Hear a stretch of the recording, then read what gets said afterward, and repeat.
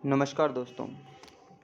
पिछले अध्याय में हमने पढ़ा कोशिका की आकृति, कोशिका की साइज, कोशिका की संरचना एवं प्रकार्य।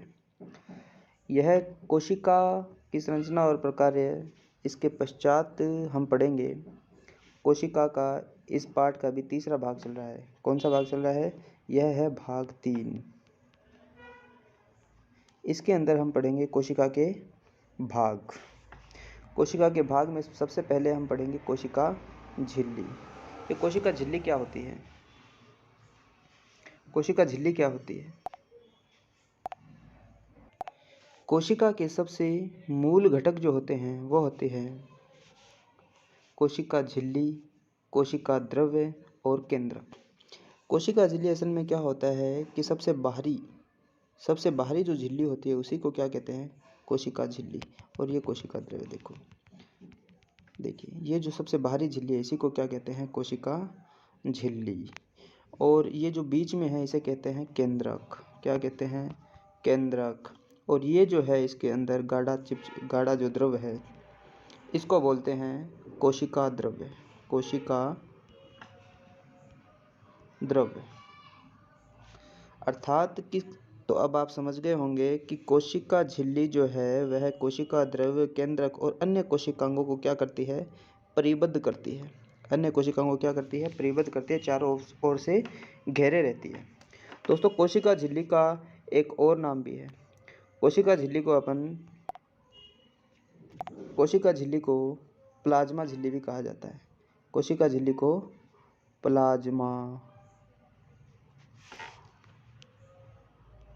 प्लाज्मा झिल्ली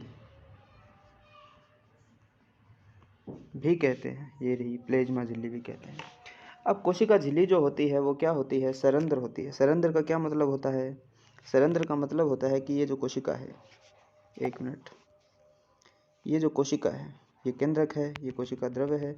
ये जो होती है बीच बीच में क्या होती है कि सरंध्र, यानी कि इसमें छिद्र होते हैं। सरंध्र का मतलब होता है छिद्र। जैसे आप देख रहे होंगे ये छिद्र क्यों होते हैं? ये छिद्र जो होते हैं इसके अंदर से, कोशिका के अंदर से जैसे कि कोई पदार्थ बाहर जा सकता है और कोशिका के बाहर से कोई पदार्थ है वो अंदर आ भी सकता है। बाहर क्या जाएगा? जैसे CO2 है वह ब्लड में जाएगी, ये ब्लड की नली है मान लीजिए। और ऑक्सीजन क्या जाएगी? ब्लड से कोशिका के अंदर जाएगी और ऊर्जा बनाएगी। और अंदर क्या जाएगा? एमिनो एसिड भी है वो कोशिका के अंदर प्रवेश करता है और कोशिका के अंदर जो है वो प्रोटीन का निर्माण करेगा। इसके अलावा ग्लूकोज भी क्या करेगा? कोशिका के अंदर जाएगा और ग्लाइकोजन के रूप में सुरक्षित हो जाएगा। इस कारण से कोशिका झिल्ली जो होती है वह क्या होती है? सरंध्र। सरंध्र का मतलब इसके छिद्र होते हैं कि कोई पदार्थ बाहर से अंदर और अंदर से बाहर आ जा सके, अर्थात विभिन्न पदार्थ के आवागमन में सहायता करती है। आगे देखिए दोस्तों, आगे क्रियाकलाप एक 8.3 दे रखा है। इस 8.3 में क्या बताया गया है? इसमें बताया गया है कि कोई प्याज लीजिए और प्याज से क्या कीजिए? प्याज से एक प्याज लिया, प्याज से हमने क्या लेंगे? एक झिल्ली, एक पतली सी परत निकलती है झिल्ली जैसी, जिसे प्याज की झिल्ली कहते हैं। इसे क्या कहते हैं? प्याज की झिल्ली। इसको एक स्लाइड पे ले लीजिए, कांच की एक स्लाइड होगी, इस स्लाइड के ऊपर रख लीजिए। ठीक है, इसके ऊपर क्या कर दीजिए? मिथाइल ब्लू की कुछ बूंदें डालिए। किसकी बूंदें डालेंगे? ये जो मिथाइल ब्लू है, एक मिनट, ये जो मिथाइल ब्लू है इसकी कुछ बूंदें जो है, जो झिल्ली हमने ली है उसको एक स्लाइड पे डालते हैं और मिथाइल ब्लू की कुछ बूंदें डालते हैं, ताकि जो कोशिका जो है, ये झिल्ली जो है, झिल्ली के अंदर जो कोशिका है वह क्या हो जाए? अभिरंजित हो जाए। इससे क्या हो जाएगी? कोशिका अभिरंजित हो जाएगी। कोशिका अभिरंजित हो जाएगी। अभिरंजित का मतलब रंग जाएगी, एक तरीके से रंग आ जाएगा। रंगने से क्या होगा? जब इस स्लाइड को अपन माइक्रोस्कोप में देखेंगे तो हमें कैसा दिखाई देगा? माइक्रोस्कोप में हमें इस प्रकार की संरचना दिखाई देगी। माइक्रोस्कोप में इस प्रकार की संरचना हमें स्पष्ट दिखाई देगी। ये जो केंद्रक है यह स्पष्ट दिखाई देगा, एकदम ब्लू कलर ले लेगा। और ये जो कोशिका है यह स्पष्ट दिखाई। एक परीक्षण है कि अपन क्या कर सकें कि कोशिका को स्पष्ट रूप से देख सके। केंद्रक हमें स्पष्ट दिखेगा और ये जो प्याज की झिल्ली है, तो ये बाहर की ओर जो लाइनें परत दिख रही है, असल में ये क्या है, ये है कोशिका भित्ति। ये क्या है, कोशिका भित्ति। और इसके अंदर एक आपको द्रव्य दिखेगा, ये द्रव्य क्या है, कोशिका द्रव्य है। कोशिका द्रव्य, यह जो है द्रव्य, यह एक जेली जैसा पदार्थ है। कैसा है, जेली जैसा पदार्थ।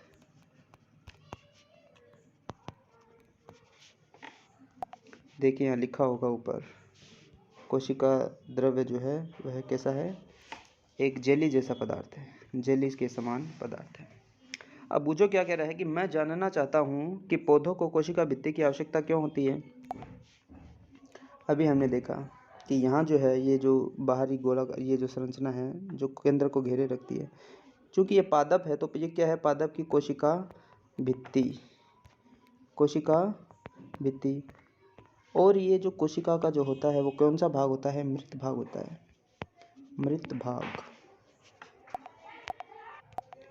यहाँ मैं एक बात और स्पष्ट कर दूं कि आप कहोगे कि सर ये चारों ओर जो संरचना है इसको आप कोशिका भित्ति कह रहे हो। अभी तो आप कह रहे थे कि केंद्रक और कोशिका द्रव्य जो है वो किससे घिरे रहते हैं, कोशिका झिल्ली से। अभी आप कह रहे हो कोशिका भित्ति है। जी हाँ बच्चों, कि पादपों की जो कोशिका है उसके अंदर एक और लेयर होती है, कोशिका झिल्ली के चारों ओर एक और लेयर होती है। तो बाहरी लेयर जो होती है वो कोशिका भित्ति कहलाती है, कोशिका झिल्ली, कोशिका झिल्ली कहलाती है। तो कोशिका भित्ति जो है वो पादपों का एक गुण है। किसका गुण है, पादपों का एक गुण है। और जंतुओं की जो कोशिका है उसके सबसे बाहरी झिल्ली जो परत होती है वो कोशिका झिल्ली ही होती है। उस तो जंतु कोशिका में कोशिका भित्ति नहीं पाई जाती, केवल पादपों के अंदर ही कोशिका भित्ति पाई जाती है। आगे देखिए, तो आपको समझ में आ गया कि कोशिका भित्ति का क्या कार्य है। कोशिका भित्ति जो होती है वह कोशिका झिल्ली के चारों ओर पाई जाती है और पादपों को क्या प्रदान करती है, दृढ़ता। क्या प्रदान करती है, दृढ़ता, यानी मजबूती प्रदान करती है।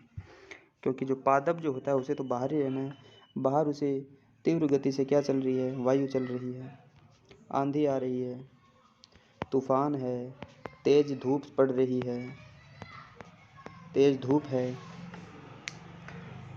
और भी बहुत सारे वायुमंडलीय परिवर्तन हो रहा है, नमी वगैरह है। इन सब से उनको सुरक्षा चाहिए, इसलिए सुरक्षा कौन प्रदान करता है, यह कोशिका भित्ति उनको है वो बाहरी वायुमंडलीय कारकों से सुरक्षा प्रदान करती है। अच्छा बच्चों, तो अब आप अपन आगे बढ़ते हैं। अब एक और परीक्षण आपके दे रखा है 8.4। इस 8.4 में क्या दे रखा है, ये कह रहा है कि एक जो माचिस की तिल्ली है वो लीजिए। माचिस की तिल्ली ऐसी होती है, उसके ऊपर है वो बारूद रोगन लगा रहता है जो जलता है। ये कहता है कि इसको उड़ा दीजिए, इसको काट दीजिए और आपके पास एक डंडी बचेगी। इस डंडी से क्या करिए, अपना मुंह खोलिए और अपने गाल के जो परत है, भीतरी दीवार जो है गाल की, उसके चारों ओर रगड़िए। उसके ऊपर क्या चिपक जाएगी, कुछ कोशिकाएं चिपक जाएगी, कोशिका इस पर चिपक जाएगी। इन कोशिकाओं का आप क्या करिए, एक स्लाइड लीजिए, कांच की स्लाइड होती है, उस पर इस पर छोड़ दीजिए। इसके ऊपर फिर जो है मिथाइल ब्लू की कुछ बूंदे डालिए। मिथाइल ब्लू क्या काम आएगा, ये मिथाइल ब्लू जो है वो इस कोशिका को अभिरंजित कर देगा। अभिरंजित करने पे हमें जो है कोशिका दिखाई देगी। माइक्रोस्कोप में जब इसको हम देखेंगे तो कैसे दिखाई देगी, देखिए नीचे इस प्रकार की संरचना हमें माइक्रोस्कोप में दिखाई देगी। तो यहाँ सबसे जो बाहरी झिल्ली है, बाहरी झिल्ली कौन सी है, कोशिका झिल्ली। उसके भीतर जो जेली जैसा पदार्थ है वो क्या है, ये जेली जैसा पदार्थ कोशिका द्रव्य है। इसके भीतर जो बीच में गोलाकार संरचना है ये क्या है, यह केंद्रक है। यह क्या है, केंद्रक है। और केंद्रक भी चारों ओर से किसके द्वारा घिरा रहता है, कोशिका झिल्ली के द्वारा। किसके द्वारा, कोशिका झिल्ली के द्वारा घिरा रहता है। केंद्रक के चारों ओर क्या पाई जाती है, ये कोशिका झिल्ली, केंद्रक झिल्ली। कौन सी झिल्ली, केंद्रक झिल्ली। कहने का मतलब केंद्रक के चारों ओर भी एक झिल्ली होती है जिसे केंद्रक झिल्ली कहा जाता है। इतनी बात आपको समझ में आ गई होगी बच्चों। आगे देखिए, कोशिका का एक और घटक है, उसका नाम है कोशिका द्रव्य। अब कोशिका द्रव्य क्या होता है कि कोशिका झिल्ली और केंद्रक के बीच में, इस केंद्रक के बीच में एक गाढ़ा जो द्रव भरा रहता है, ये जो द्रव भरा है इसी का नाम क्या है, इसी का नाम जो है वह कोशिका द्रव्य है जो एक जेली जैसा पदार्थ है। कैसा पदार्थ है? जेली जैसा पदार्थ है। इस कोशिका द्रव्य के अंदर बहुत सारे कोशिकांग जैसे कि माइटोकॉन्ड्रिया है, गोल्जी बॉडी है, राइबोसोम है इत्यादि है वो इस कोशिका द्रव्य में बिखरे हुए रहते हैं। क्या नाम है? केंद्रक।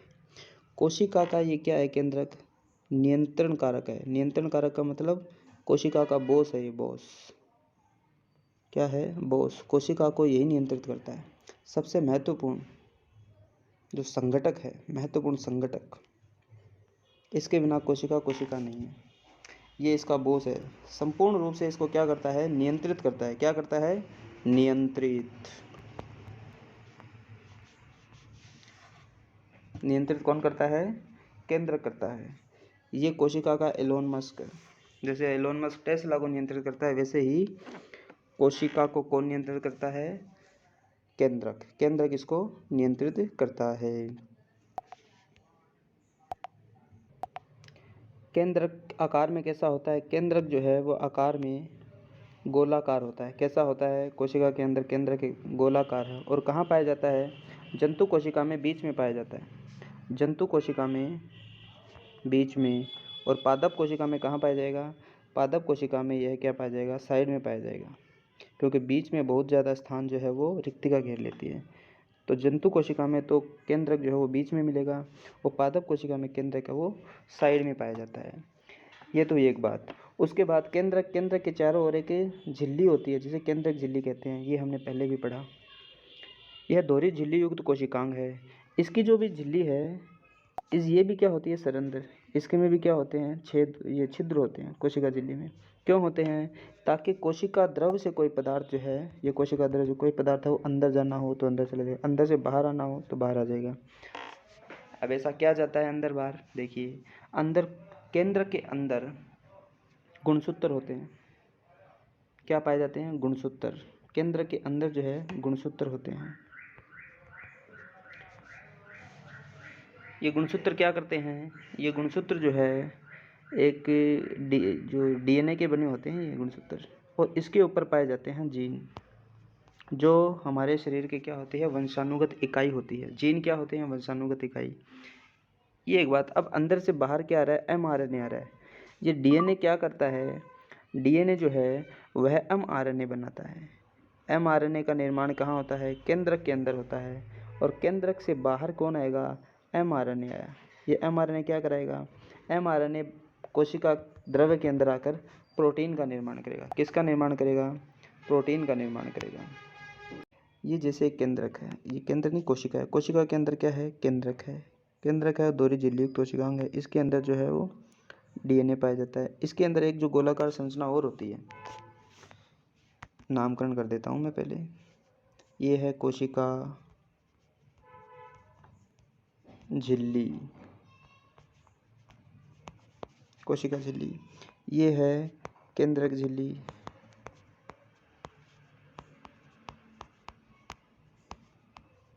केंद्रक झिल्ली। इसके अंदर ये जो एक और गोलाकार संरचना है इसको बोलते हैं केंद्रिका। तो केंद्र के अंदर एक और गोलाकार संरचना होती है जिसे क्या कहा जाता है? केंद्रिका कहा जाता है। यहाँ पर एक और है वो धागे जैसी संरचना है जिसको क्या कहते हैं? गुणसूत्र। केंद्र के अंदर क्या पाए जा रहे हैं? गुणसूत्र पाए जा रहे हैं। गुणसूत्र संख्या में कितने होते हैं?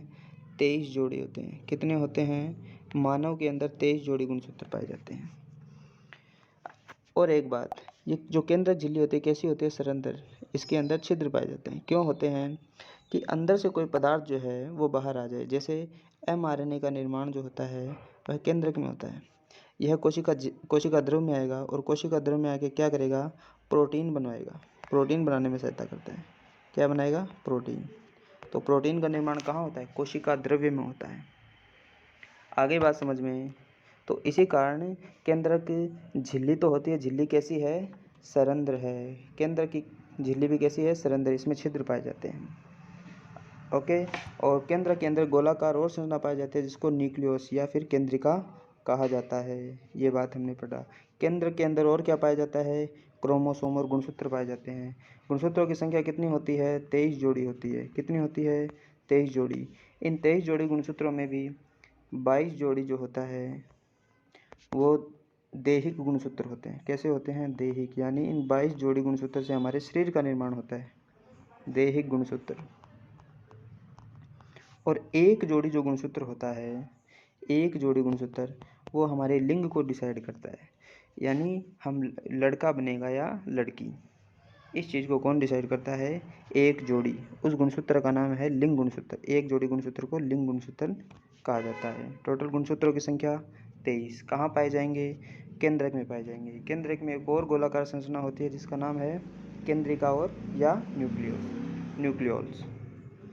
ओके, आगे देखिए, गुणसूत्र पर क्या पाए जाते हैं? जीन पाए जाते हैं। क्या पाए जाते हैं? जीन। ये क्या करते हैं? आनुवंशिक गुणों को, जीन क्या करते हैं? आनुवंशिक गुणों को एक पीढ़ी से दूसरी पीढ़ी में लेकर के जाते हैं। आनुवंशिक गुणों को एक पीढ़ी से दूसरी पीढ़ी में कौन लेकर के जाते हैं? जीन लेकर के जाते हैं। इसलिए जीन को क्या कहा जाता है? जीन को जो है आनुवंशिक इकाई कहा जाता है। क्या कहा जाता है? आनुवंशिक इकाई। क्या कहा जाता है? जीन को आनुवंशिक इकाई, आनुवंशिक इकाई कहा जाता है। आई होप इतना आपको समझ में आया होगा। आगे देखते हैं। अब एक बात और, कि जो जीन जो है आनुवंशिक इकाई कहलाती है और आनुवंशिक गुणों और लक्षणों को एक पीढ़ी से दूसरी पीढ़ी में लेकर के जा रही है ना? एक पीढ़ी से दूसरी पीढ़ी में लेकर के जा रही है। क्या होते हैं आनुवंशिक लक्षण? देखिए, ये जो जीन जो है सजीव की आनुवंशिक इकाई कहलाती है, ये हमने पढ़ा। जनक से संतति में आनुवंशिक लक्षणों को स्थानांतरित करती है। जैसे लक्षण क्या होते हैं? जैसे पिता की आंख भूरी है तो बच्चे की आंख भी भूरी होने की पूरी संभावना है। तो किस पे गया है? अपने पिता पे गया है। फलाना व्यक्ति या बच्चा अपनी माँ पे गया है। पिता के बाल घुंघराले हैं तो बेटे के बाल भी घुंघरालू है। और हो सकता है माँ के बाल घुंघरालू है तो बच्ची लड़की के भी हो सकते हैं। तो कहते हैं ना, नाक अपने पिता पे गया है, माथा जो है अपनी माँ पे गया है। ये सब आनुवंशिक लक्षण है। ये कौन लेके आया? जीन। कौन लेके आया? जीन। एक पीढ़ी से दूसरी पीढ़ी में जीन जो है आनुवंशिक लक्षणों को लेकर के जाते हैं। इतनी बातें आपको समझ में आ गई होगी। आगे बढ़ते हैं। एक बात और दोस्तों, आपको एक चीज़ और जाननी चाहिए, वो है कोशिका द्रव्य। कोशिका द्रव्य और इधर आता है जीव द्रव्य। इसका मतलब क्या है? इसका मतलब क्या है? इस बात को समझिए कि ये जो कोशिका है और ये केंद्रक है, हालांकि इसके चारों ओर झिल्ली होगी, इतनी बात आपको समझ में आ गई। इसके चारों ओर जो द्रव पाया जाता है, कोशिका झिल्ली और केंद्रक के बीच के अंदर जो द्रव पाया जा रहा है उसका तो नाम है कोशिका द्रव्य। और ये जीव द्रव्य किसे कहा जा रहा है? ये जो पूरा कोशिका झिल्ली के अंदर जो समग्र है कोशिका द्रव्य और केंद्रक के साथ, आई बात समझिए, केंद्रक, ये जो केंद्रक है, इन दोनों को जो सम्मिलित रूप से कहा जाएगा, कोशिका द्रव्य और केंद्र को सम्मिलित रूप से, ये पूरा भाग अंदर कोशिका झिल्ली के अंदर समग्र ये जो भाग है, ये जो क्या कहलाएगा? ये समग्र रूप से जीव द्रव्य कहलाएगा। क्या कहलाएगा? जीव द्रव्य। कोशिका द्रव्य सहित केंद्रक जो आएगा ना, कोशिका द्रव्य के अंदर केंद्रक, इस पूरे संगठक को क्या कहा जाएगा? जीव द्रव्य कहा जाएगा। कोशिका द्रव्य तो केंद्रक और कोशिका झिल्ली के बीच का जो द्रव्य है, और केंद्र सहित कोशिका द्रव्य को क्या कहा जाएगा? जीव द्रव्य कहा जाएगा। क्या कहा जाएगा? जीव द्रव्य। जीव द्रव्य में ये दोनों ही शामिल हो जाएंगे, केंद्रक भी और कोशिका द्रव्य भी। आगे बात समझ में आगे देख। एक बात और, कि पहले जानना चाहती है कि पादप जंतु और जीवाणु कोशिका में केंद्रक की संरचना एक समान होती है क्या? बिल्कुल नहीं, बिल्कुल नहीं। जो एक कोशिकीय जो जीव होता है, एक बात समझिए इस बात को, एक कोशिकीय जो जीव होता है उसका जो केंद्रक होता है वह अस्पष्ट होता है। यानी एक कोशिकीय जीव, यानी जीवाणु है, एक कोशिकीय है, स्पष्ट होता है, उसके चारों ओर है वो केंद्रक झिल्ली भी होती है और केंद्रक एकदम स्पष्ट होता है। इस कारण से जो कोशिका है उसको यूकेरियोटिक कोशिका कहा जाता है।